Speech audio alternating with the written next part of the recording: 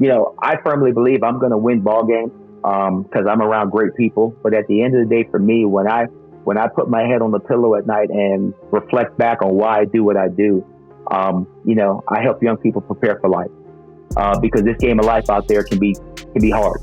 Guys are going to go out to the real world and they're going to lose a job or they're going to face family tragedy, things of that nature. What impression can I have left on them for them to not go in the tank and handle that adversity and handle it well? That's one of the things that, when I talk to young coaches that say, hey man, I want to get into coaching, I ask them why. I want to be around ball. That's not good enough. Being around ball is not good enough. You got to be in this for the right reason. This profession is hard to get into and it's hard to stay in because people get into it for the wrong reason. People get into it for financial gain. Don't get me wrong. We all like money, but at the end of the day, money doesn't drive me. Money doesn't drive my purpose in life. Right now, my purpose in life is, like I said, man, helping young people prepare for life. Welcome to Inside the Headset, presented by CoachComm. Each episode pulls back the curtain on the coaching profession, spotlighting voices from every level of the game and offering lessons and insights for your own path. But first, a word from CoachComm. When the game's on the line, your play call can mean the difference between winning and losing. Don't let poor communication cost you the game. For 35 years, CoachComm has been the trusted leader in coaching communication, delivering solutions with unmatched sound quality, performance, and durability. That's why thousands of coaches in high schools across the country trust CoachComm. You put in the hours to prepare. Make sure your communication delivers when it counts. CoachComm, giving coaches the ultimate competitive edge. Visit CoachComm.com to learn more. Follow Inside the Headset on your favorite podcast platform and subscribe to our YouTube channel for exclusive content. Now, let's get inside the headset. Coach, how we doing today? Doing well, sir. How about yourself? I'm doing good. Excited about being on with you and kind of going through your journey and learning a lot more about you. And with that being said, the first question we always ask on the podcast is, when did you know you want to be a part of this great profession? Well, I'm a little bit older in the deal, so I'll go all the way back to the late 90s when I was graduating from Youngstown State. At the time where I won my last national championship as a senior, I kind of went through a lull that January, February without football, the winter workouts, the 6 a.m. runs, and I kind of wanted to be involved. So I started talking to Coach Tressel and Coach Tucker, my position coach at the time, on what can I do to try and stay involved in football. And they had talked to me about the possibility of coaching. So that's about when I decided I wanted to coach back in 1998. And it's been a blessing ever since. Amen. Now, you talked about national championship, 1997 and also one in 1994. Everybody's in this profession is hoping to experience that, as a player, as a coach, you want to be able to experience that, but being able to not only experience once, but experience it twice and be, associated, play for a guy, like you were able to play for, just briefly talk about, the culture, some of the things that you saw, as a player that has helped you be a coach. Well, I'll give you a quick story. So 1994, I'm a freshman coming into Youngstown State. At the time, I was not on the dress squad roster at that time. And, obviously as a young guy, you try and make impressions as well as you can. And we were actually playing our first or second game of the year. And I'd happened to be on the sideline, being not dressed. And I was 18 years old at the time, so I thought I had on my best fit ever. So I didn't want to ruin my fit by having a jersey over top of it. Yeah. And I kind of had it in my back pocket. And one of the senior linebackers, Reggie Lee, and I remember this like it was yesterday, he was coming off the field from being engaged in a defensive possession.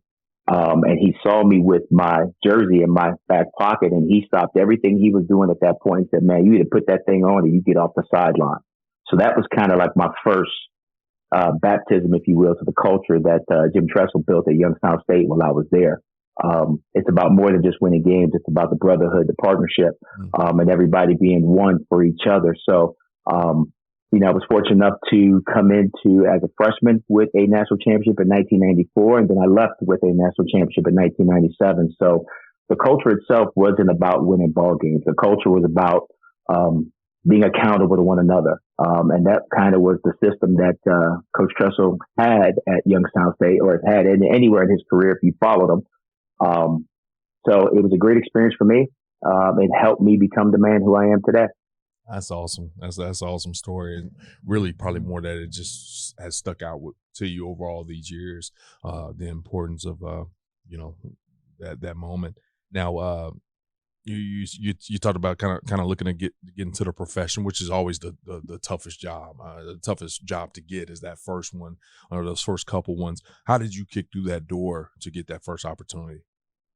Well, just as fate would have it, that spring, when I was done with my playing eligibility, Wofford College had come up to learn more about the defense that we were running at Youngstown State, because we were successful in the Buddy Ryan 46 defense, and they were trying to learn how to implement that into their system.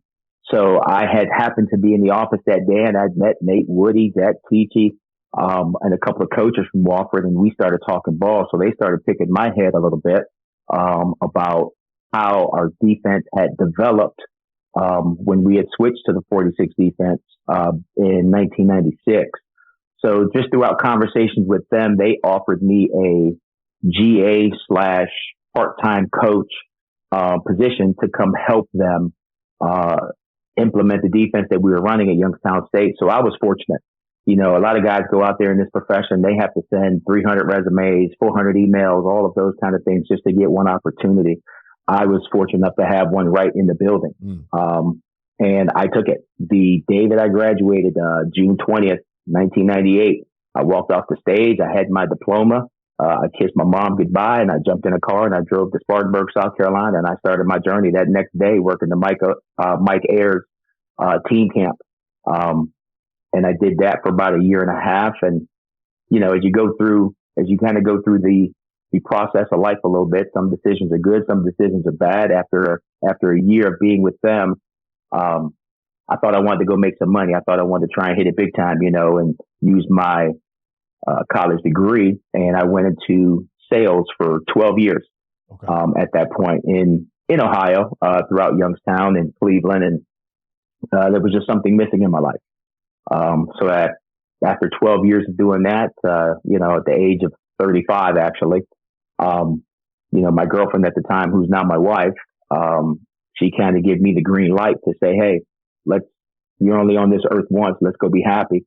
So I took a part-time job in 2011 at Capital University in Columbus, Ohio, making only $2,500 as a inside linebacker coach. And again, it was just a part-time job, but I treated it as a full-time job. And I was able to kind of start getting back into the profession at that point. And here I am 15 years later as a defense coordinator at Keiser University. That's incredible. You know, was there anything, you know, sometimes you make decisions, as you said, you know, one way or the other, ultimately puts you in this chair. So it was a good decision how it worked out. But was there anything from that year in 1998 at Wofford College that pushed you out of the profession? You know, maybe say, hey, this isn't for me, or was it just kind of more of a financial thing? It was a financial thing. Nothing pushed me out of it. You know, I love the kids that I was coaching. I was working with 6 techniques and 9 techniques at that point under Nate Woody. You know, it was a great experience. You know, we that year almost upset Marshall University at the end of the year. You know, nothing pushed me out of it other than, you know, my own stupidity, if you will, now as I sit back and look at it. Yeah. But, you know, again, as a young person, sometimes you make some choices in life and you got to stick with that choice. And I went with that for 12 years until I had a come to Jesus meeting with myself, if you will, and sat down with my family, and everybody gave me the green light to go on this journey. Yeah. And again, it's been awesome. Well, you know, I can only imagine, obviously, that conversation was obviously private and, you know, amongst your family members. But if there's anything that you could share from it in regards to maybe your thought process of, you know, how you sit down and navigate this profession with the family, because, you know, clearly you were at Capital. I can't remember exactly what city, but it's up in Ohio. You're down in Florida now, You've been to Pennsylvania, James Madison in Virginia, so there's some pieces that kind of come with stepping back into this profession. So what was that dialogue like, if you can share? The dialogue obviously is just being open and honest. Some guys in this profession make decisions without including the family's acceptance. That's why so many of us coaches end up in divorce or end up single. Truly for me, my wife was kind of the rock behind it all. My daughters, who they were young at the time, they were 10 and 6, didn't completely understand it. But they were, all right, cool, we're going to move. And again, it's just finding that lifetime partner with you that is willing to go on a journey with you. And when we made the decision to do it, the one thing that we had said, obviously I was getting some counseling from some of my former coaches. Yeah. Coach Trussell, for example, had made a statement to me that still holds true. If you're going to go back into this, obviously make sure you don't do it for financial gain. Make sure, that the kids who you coach, they know how much you care before, before they know kind of what you're going to be teaching them. And that was the biggest thing, to making sure that it was more than just football for us. So, yeah, man, it's a family affair, man. My wife is highly involved, whether it be cooking meals for guys, supporting me, supporting my players, at away games, home games, whatever the case is. She's always around the programs in which I've worked for. So that part of it has been really great for me. Okay. And now we do some homework, and I don't, hearing the story, I don't know how correct this will be, but were you doing a little bit of high school ball on the side during that time frame? Okay. We have Richmond Heights in Ohio and East Cleveland, Shaw High School. You were kind of able to get a little bit of work there. Well, was that transitioning you kind of back into the game, or, just a way to make some extra cash? Like, what made you go and do that after you kind of stepped away from it? Again, just missing the game. I was fortunate enough to be able to catch on with some high schools. Just was kind of a side gig besides my daily job of doing sales, and kind of one of the things that I had with the managers and who I worked for. Their comment to me was, yeah, you can go ahead and coach in the afternoons and on Friday nights, as long as you make sure that when the month is over, the rent due. So I had to make sure that I had, my quota met every month, so I would be able to go do that. And coaching the high school kids, was something that, got me even hungrier, to get back into profession full time. Yeah. And again, like I said, for me, I felt college ball was the way I wanted to go. And as a competitor, you want to go as high as you possibly can. I have not been fortunate enough yet to, get a full-time position in the NFL. Work for the Shield, but I have done some internships in the NFL, and it just further shows me kind of the player's commitment to this, the coach's commitment to it, and how a partnership is truly important between the player and the coach. Helping young people is something that is a passion, not only me, but like I said, to my family. So, yeah. Absolutely. Well, I do want to ask this last question, kind of as you transition back to Capital. I think you mentioned earlier it was for $2,500, and it was a very, very part-time type of situation, but probably full-time expectations, as I know how the profession works. And just sharing a personal story of mine, I started off kind of in high school ranks, and here in Texas they pay pretty well to do high school football and teaching and all that kind of stuff. And I had the epiphany I wanted to get a little bit more out of it. Want to do the collegiate level. I had to take about an 80% pay cut. And at the time I don't have kids. At the time I have my current wife, but she was girlfriend at the time. And I mean, it was still a very big conversation. It was still one I walked into, and I kind of remember that pit in my stomach saying, man, how dumb am I going to sound to her when I say that I want to go from making $55,000 to about $10,000 for the next couple of years.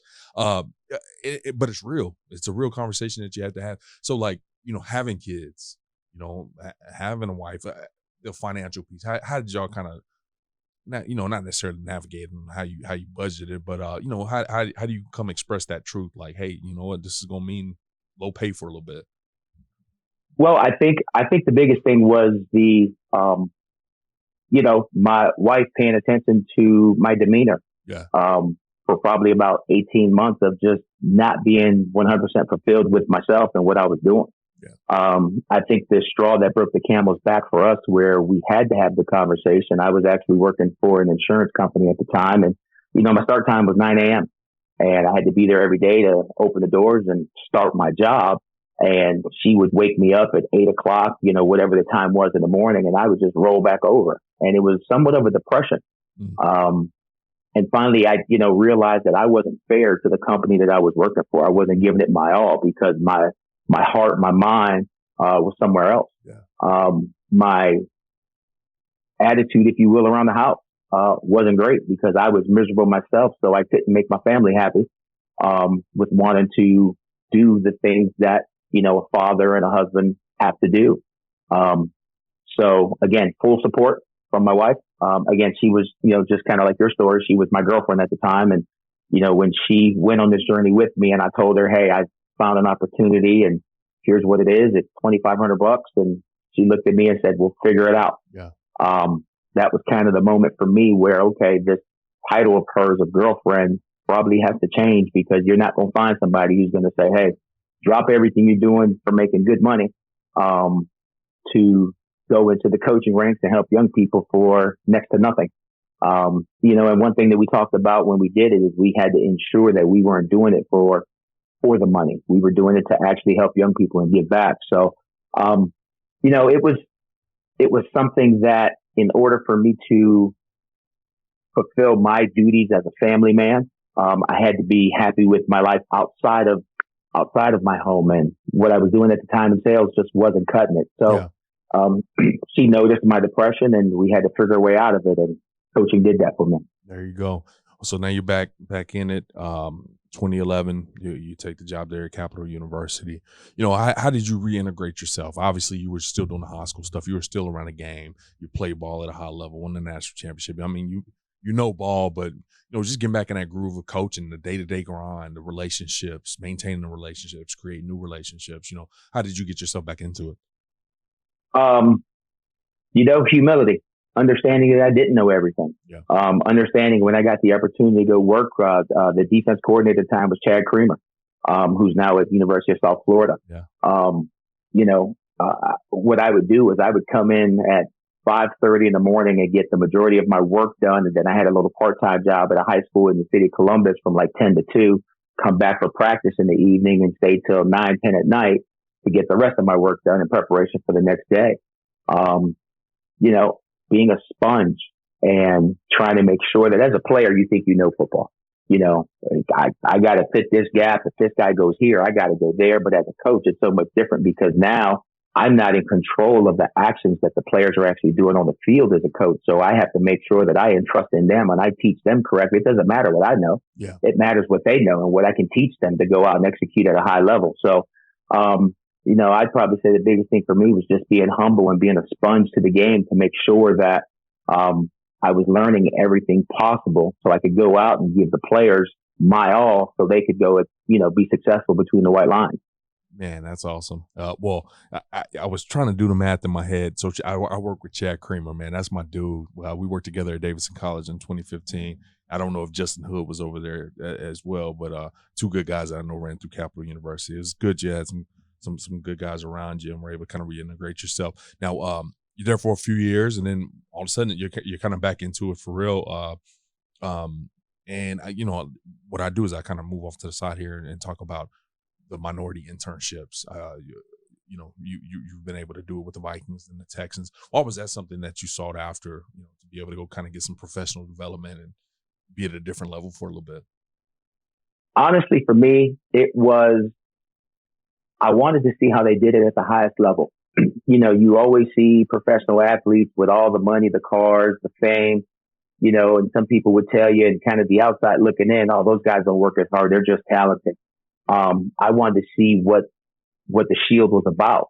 I was fortunate enough after applying for 3-4 straight years to get an opportunity to go to the Minnesota Vikings. And I think the biggest thing that I took away from that first experience was how thirsty those guys are at that level, regardless of what the zeros in their bank account, how thirsty they are for coaching, how they want to be coached. They want to know everything. My first 3 days at OTA with the Vikings, I was kind of sitting in the back of the room. I was helping the linebackers out at the time. Fred Puggett, Mike Singletary were the position coaches. So anytime I played linebacker, so anytime you're in front of a guy like Mike Singletary, I mean, he's royalty. And you kind of just sit back and want to watch. So after about the second day, when we had come off the field, I'm still sitting in the back of the room, and Chad Greenway kind of comes up to me and says, "Man, why are you here?" And I said, "Oh, I'm trying to learn, and I appreciate being here." And he said, No. You haven't said nothing in 2 days. You haven't helped me make sure that I can stay in this league. You haven't helped me keep my job. Why are you here? If you're not here to coach and get involved and make sure that we're doing what we need to do to get better, don't be here. He used a couple of other words than that, but the point was proven. To where from that moment forward, I was like, okay, I jumped in head first, and I made sure that I had the substitutions ready for, 7-on-7 periods, team periods. Guys knew who was going in. I had the film pulled up before every position meeting. And I just wanted to see at the time with that first one, what the NFL was all about. Yeah. And it was about excellence. There's no ifs, ands, or buts about it. And there's no sugarcoating it. There's no shortcuts. It's about work. Yeah. And that was refreshing to see at that level, because again, you hear so many things about these guys. Guys don't work. Guys are just talented. They go out there and just blah, blah, blah. No, they work at their craft. They are true pros. They are true professionals. That's why they're in that building. Yeah, that's an awesome story, to be honest. That was something I always sought afterwards, to be a part, get to experience that. But I never knew what the expectation was if you coached, if you observed or whatever. But they straight up told you, hey, let's go. Let's get to work. No doubt. What did that mean to you? Just kind of like, getting a little chewing and putting some fire under your butt to get you going and get you engaged. It just further shows, man, helping people be great. Yeah. Go to work. And again, humility, right? So I thought I was going to sit there and just listen and learn and absorb things. It wasn't about that. Unfortunately in this business, or not fortunately in this business, there's some trial and error. Yeah. Not everybody. I think one of the biggest things I learned the first internship that I did was understanding how the player-coach relationship actually works. And that's where I've kind of developed my partnership with my players. Because, at that level, they'll get rid of a coach before they get rid of a player. Mm-hmm. So you better figure out a way as a coach to get that guy to go execute. And those are grown men. They got family. They got mouths to feed. You're not going to talk to them any old way. Like, you have to find a way to get your message across and get them to do what they need to do. In turn, there's a respect factor that has to be there. And I think that's really big, especially in today's society. It's not like, and again, I can talk about myself when I was coming up with coaches where they would kind of dog cuss you to get you to do what they wanted you to do. You can't do that in the NFL. So I've never taken that approach of talking down to players or belittling players to get them to go execute. I think it's really important to, as a coach, to learn how players operate. Some players need to be coached hard. Some players need an arm around them. Every player is different. So as a coach, it's my job to find out what makes that individual player tick and then teach him off of that. Yeah. Well, you talked about it a little bit earlier. I think when you were looking to get back into it, you talked about talking to Coach Tressel, and he mentioned that they don't care how much you know till they know how much you care, kind of that old adage a little bit. And did you see that part? I mean, because you're totally right. These guys have families. They got salaries. They're at a little bit different point in time in their life than a college kid or a high school kid who might be seeking a manly, father type of figure. Does that part still resonate? The care factor? Yes. Yeah, absolutely. Yes. Obviously it's different at that level because, if you're not, at that level, they don't have to worry about checking classes or worrying about a guy being late. There's a fine system at that level. And if you do it enough, that fine system becomes being cut. I translated some of that to myself at the college level, just trying to get these kids to understand why, finding out their why, like what do they want out of the experience of playing college football? So then I can translate to them why I do what I do. And again, as long as we partner with each other and we're very open and honest, and sometimes have to have some grown man conversations, it's the ability to allow a young man to express himself thoroughly. So he doesn't think that you're just coaching him to get to a next paycheck or get to a next job. Right. That you're coaching him with the true intention of trying to make him a better person for, even when he leaves football, because at the end of the day, football is going to end for every player, right? What lessons have they learned that when they go out and have their own team, their own family, their own kids, that they're going to be able to go be successful out there? And that's the beauty of this game. It teaches you some of the life lessons while you're playing the game, while you're playing a kid's game and having fun at it, to where out there in the real world, sometimes there's not fun with that, and you got to make some of those tough decisions and have those techniques and those traits that you've learned to go be successful in life. There you go. Well, outside of these minority internships, you had a full-time job there now at this point in time, you're at Otterbein University, if I say that correctly.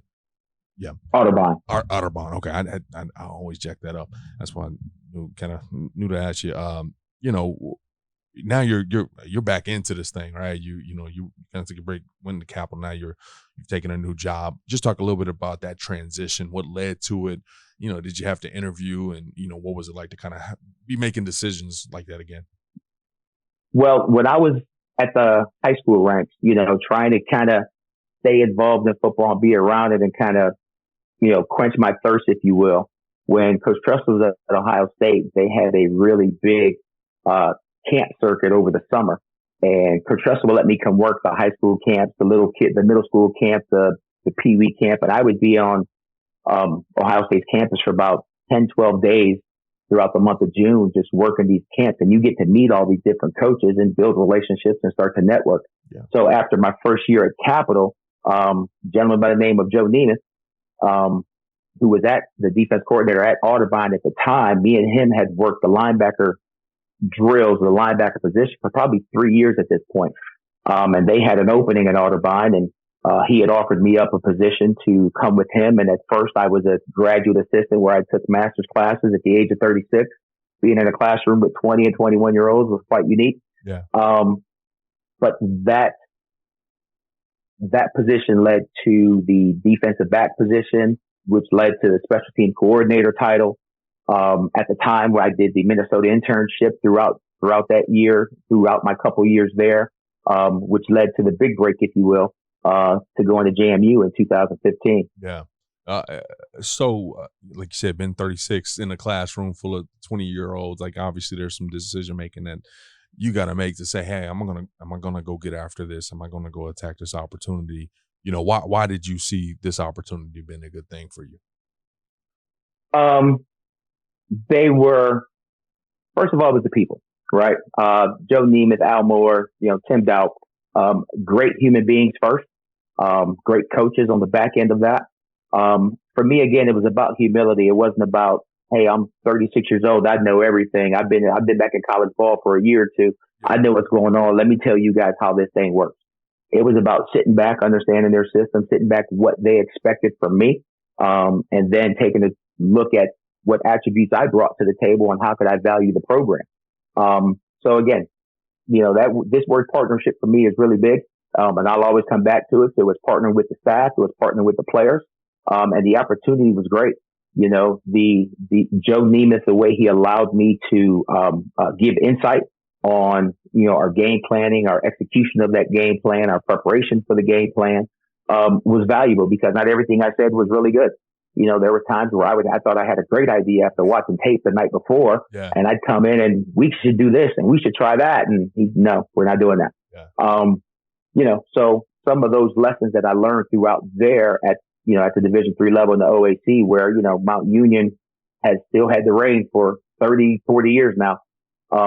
It was a great experience for me. Yeah. Yeah. Now, kind of mentioned the big opportunity there to step up to James Madison, which is, has continued to just be a juggernaut, regardless of the level. What led to that opportunity? And I won't say why did you take it. I can understand that, but what led to that opportunity? Networking. Going back to being in the Woody Hayes Center. Stretch, who is now with the New England Patriots. He was the DFO there, and he had worked. He was the intern at the time for Everett Withers. at Ohio State, and we had a relationship throughout the years of me working all those camps going back to 2007. An opportunity came available. I called and, hey, let me interview for it. They decided to bring me in for an interview. I earned the job. And that transition happened quick. I think I interviewed on a Tuesday and I might have started on that Thursday. It was a really unique thing. But a lot of those guys that were at JMU at the time had Ohio State ties. So I kind of understood what it was that their coaching style was and what they were looking for. I fortunately brought enough to the table of my own personal attributes that they thought I was a guy that could handle the safeties room for the year that I was there. And it was kind of a match made in heaven. And if there's anything that you can recall from that interview, I always love asking interview questions because they can just be so drastically different, just depending on who you're interviewing with, what exactly they're looking for. You remember anything that kind of stood out from your interview process that might be helpful? It was funny. So they bring you in the day before the actual interview, right? They put you up in a hotel, all those kind of things. And, hey, let's go to dinner, get to meet the staff. Okay. So they pick me up from my hotel. They take me to a local restaurant where the whole staff is there waiting, and we sit down and we break bread and kind of get to know each other a little bit. Hey, I'm so-and-so. I've been here. This guy, that guy. And we start talking families and stuff like that. Then at the end of it all, Coach Withers says, hey, you're going to go back with the defensive staff to the facility and just continue to talk and get to know one another. So I had no preparation for that. So I think that was Coach Withers' way of saying, all right, let's see if this guy knows ball, because he's prepared, right? He's probably prepared. The interview was Wednesday morning. I had my suit picked out. I had my manuals made, all of that stuff done. Yeah. But when we got back to the facility, we just talked ball, and they handed me a marker and just started throwing questions at me. So you can't really prepare or have the, kind of the process that you think you're going to go through with what you want to present. Yeah. Because it was a spur of the moment thing. And, the interview for me happened the night after dinner, I believe, because just the questions and, my indie drills and how do you get guys through this particular scenario? Hey, a guy's not going to class. How do you handle that? All of those different kind of things happened the night before. So where I think it's something to put you on the spot to see if you can handle it and fit within the staff. Yeah. That's actually really cool. I've been on a few interviews and like you said, you walk in and you're prepared, but they try to kind of not catch you off guard, but really kind of catch you off guard in so many words of saying, hey man, I want to catch you how you really are. Like, I don't want you to look at the notes or your PowerPoint slide. I want to see you. And so you were prepared and kind of knocked it out the park, huh? I did well enough to get the offer. So, we still went through the Wednesday. It was the Wednesday morning interview process throughout the morning where I had my manuals. I presented that stuff. It was just reiterating the stuff that we had talked about the night before. Right. But it was kind of to catch you off guard and to make sure you knew your stuff. Yeah. Besides just what I had been preparing for. Correct. So it was a great experience. I spent a great year there. We had made it to the playoffs that year, and then Everett goes to Texas State. I don't go with them. I end up going to Cal U of PA, again, through another relationship I had with the defense coordinator who was at Cal U at that point. I mean, it's anybody trying to get into this business. The biggest thing is obviously you always want to work around good people. Mm-hmm. You always want to make sure that you keep your network kind of close to the vest and you're around people that have like-minded ideas, because there's nothing like being in a staff room to where everybody's at odds, because nothing gets done. And not only that, the players see that. They read through that. So it's hard to be a cohesive unit if guys aren't agreeing in that staff room. Well, in this next stop, this one's kind of interesting. Just in regards to, this is the longest place you had been at this point in time when you go to Cal PA. Kind of establish the ground, see a full class, kind of go through, been there for 4 years. Just talk a little bit about being able to sit down somewhere and kind of just truly establish yourself and establish a culture within your room, and what kind of recruits you're looking for, seeing them kind of come through. What was it like to experience that? Man, it was awesome. One of my best friends in the profession, Michael Craig. He's a little unorthodox on how he handles defense. So trying to understand his defense. He falls from the Dick LeBeau tree, being a Western Pennsylvania guy. And really full-time coaches at Cal U at the Division II level, there was really only me and him. Everybody else was part-time. So when I tell you we worked hand in hand and extremely close for 4 years, that's exactly what it was. Going there, having the whole defensive back room was something that Coach Dunn felt comfortable with giving to me, because coming from the Division III ranks, I had safeties and corners in the room at the same time. So I had to find a way to manage 4 different positions, if you will, right? The field corner, the boundary corner, the field side strong safety, the weak side free safety, and having to make sure that my meeting time was enough to get the message across, but yet be specific enough to get those guys to go out and execute the particular techniques that we needed them to do. So I think that gave me an advantage when I went to Cal U, having the whole back end, if you will, and teaching those guys to go execute. My first year there, we go on and, we make it to the regional final, the Elite Eight, if you will, Division II. We went undefeated at the time. And it was just a great experience. And, I spent 4 years there. So again, like you said, I saw classes come through. I had one full class come through all the way. And that was fun to see a guy that comes in as a freshman that doesn't know what to expect, thinks he knows how to work, has to get out of bed for the first time. Mom or dad isn't waking him up. And having to go through some of those trials and tribulations and make some of those mistakes. And then you pick them up and you brush them off to see him as a junior or senior, to where now he gets it. He understands it. And now he's helping the young guys. That was a fun part of my career for those 4 years there. And after that, you kind of get to repeat the process, 20 to 24, obviously with a little bit of COVID on the inside of that, which I think makes it interesting for everybody. But you're kind of experiencing another kind of 4-year stint. And now you did have kind of a role change, but you were coaching all the defensive backs kind of to start out, and I think you went directly to safeties. Kind of moving in that direction, what was the benefit of that? Well, actually, I went directly to corners. My first 2 years at Albany, I was coaching corners, and that was during COVID. When I accepted that job, I want to say it was late February of 2020, maybe early March. A week later, the world shut down. So that was pretty unique in itself. But for my first 2 years at Albany, I was coaching corners. My third year in, Coach Gattuso hired Darren Walls, who was a 6-year NFL vet, to coach safety. And he had played corner in the NFL. So when he came in, it was kind of one of those things to where you kind of look at it and say, all right, we have a guy on staff that has done this at the highest level for 6 years, in the NFL. And again, being humble enough to not say, hey, this is what I'm doing. This is my job. Gattuso presented us with, hey, I think I'm going to switch you guys.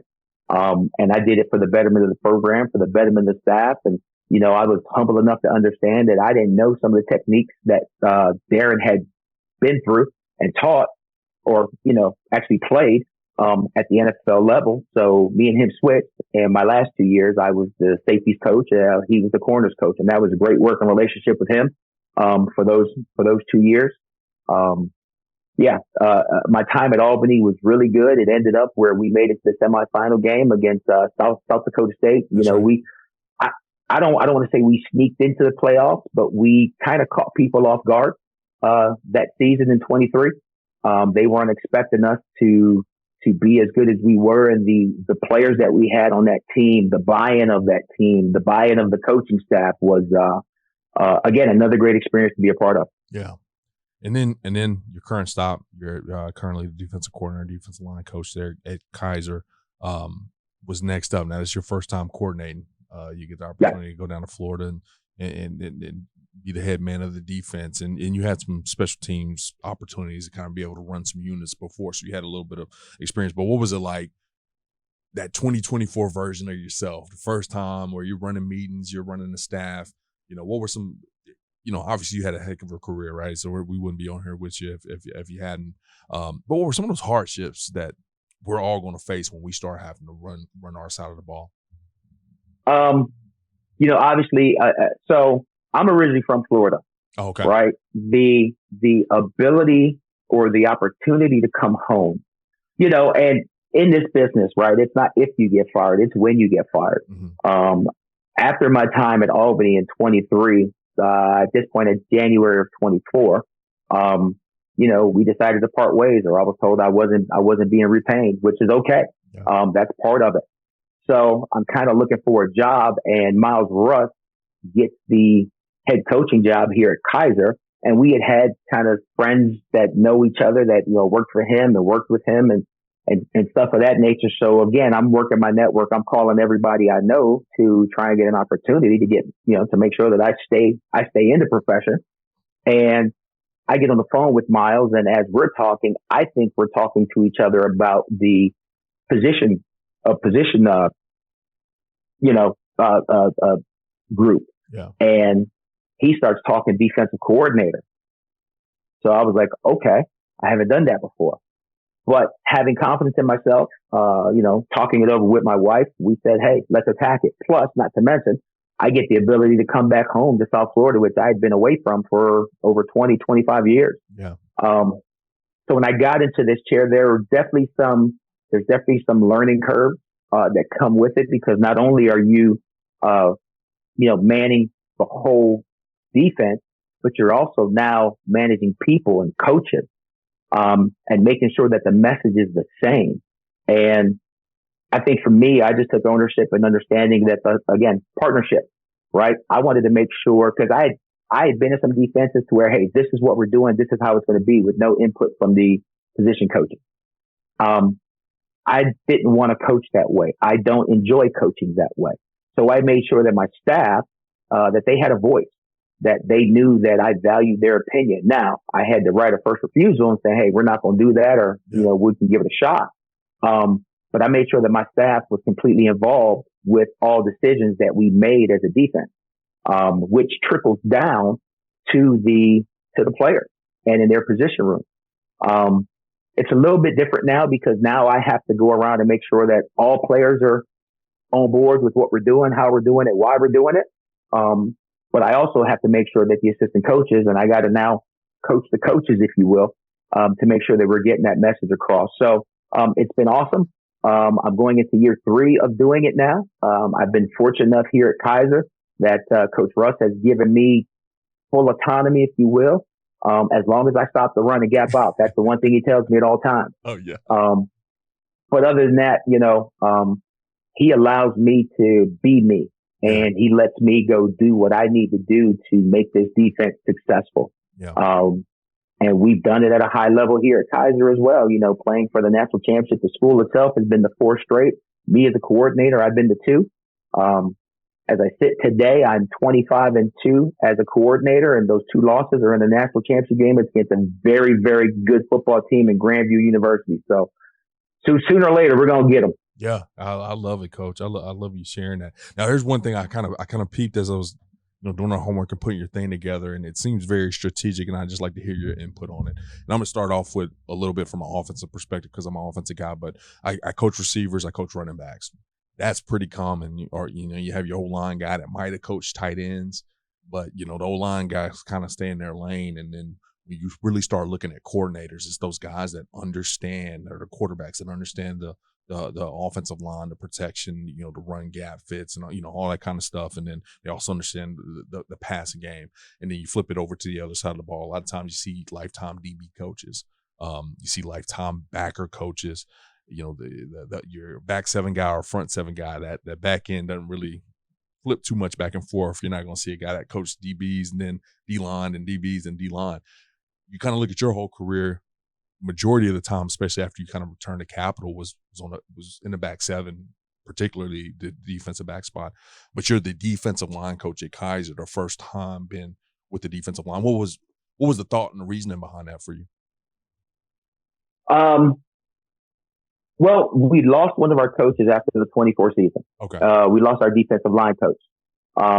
at the time, we didn't feel the defensive line as a whole, as talented as we were, even though we went to the national championship game, didn't execute to where we thought they could have. So it's kind of one of those things, right? If you want something done, do it yourself. And it's something that I hadn't done before. Yeah. But playing linebacker, have coached linebackers, have coached DBs. I took it as a new challenge in my career to go learn the defensive line position, to go learn the ins and outs of what makes a defensive line room good. So that challenge has been great for me. Mm-hmm. I'm going into my second year doing it. I love it. Those guys are pretty unique. They're kind of in that same class as the offensive lineman, quirky, weird, foolish. But it's been a great experience for me. I think one of the biggest things that I've learned as a defensive line coach is just understanding the amount of time that you have with making sure that you have the techniques that you need to go be successful. Understanding that some guys are better power guys, some guys are speed guys, and figuring out how do you get them to execute at their talent level, but within the scheme of the defense. When you go through a practice and you got the 7 on and you got the different team sets, and sometimes the D-line is not involved in that. So as a D-line coach, you better find something to do and make it worth their while where they're not bored during the special teams period, during all of those different things. And I think what I try and do, and I've always done as a position coach, is make sure that I stick to the basics. And we continue not to run drills or to work techniques till we get it right, but to run drills and techniques until we can't get it wrong. So it can be a little monotonous, but as long as the players understand why and they have buy-in with what you're trying to teach them, they can execute those different techniques. And again, I love it. So now as a DC, I can say I've coached all 3 levels of the ball, if you will. And it's been fun. I can't say that there's one position better than the other. I love them all.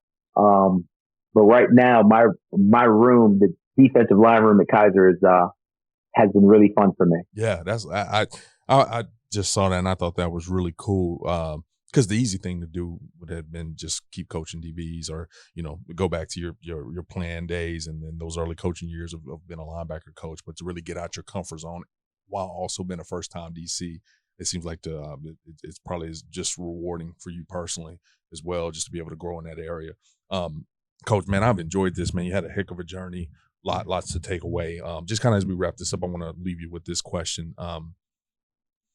From you kind of book in your career. I know you got a lot left in the tank, but at least up to today, you left college playing for a national championship, winning a national championship, and you've had the opportunity to coach in 2 here and as a DC in Keiser, and just everything in between, even the salesman opportunity, even the part-time at the high school coaching. Like it's all a part of who you are, your DNA, and why you coach and why you do things the way you do.